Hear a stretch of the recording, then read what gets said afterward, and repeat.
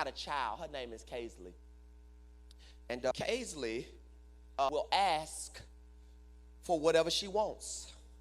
And she don't just ask. She gonna keep asking until it gets on your nerves that she's still asking you for something that you've already talked about. It gets so bad sometimes that you don't even respond to her asking anymore because you know she gonna ask again.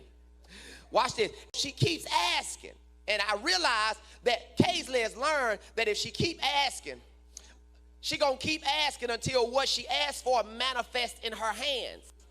Because Kaisley has realized even if she gets a promise from her father that she's going to get it, that promise is not going to stop her from asking again. Because asking does not determine manifestation. Y'all ain't talking to. It's the belief and expectation that if God is God and he is my father and he has what I need in his hand, I'm going to keep asking him until what's in his hand.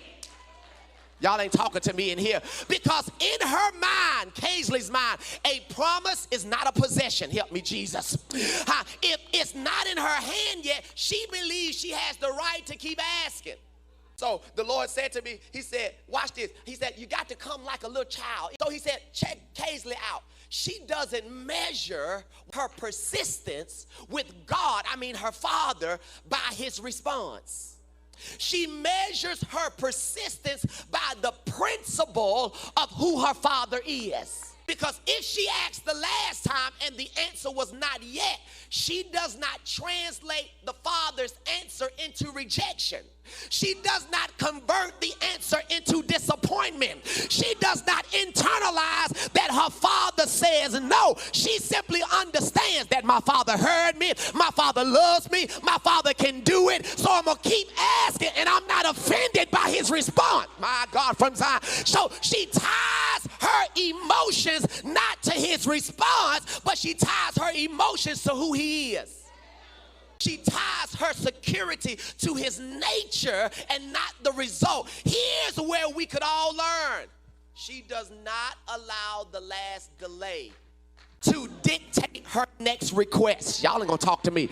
And see, most adults, you'll lose persistence like the man in the text. After 38 years, you still ain't got what you're looking for because at some point you stop asking. At some point you stop worshiping. At some point you stop believing because disappointment will disciple you. Children, they keep asking. Watch this.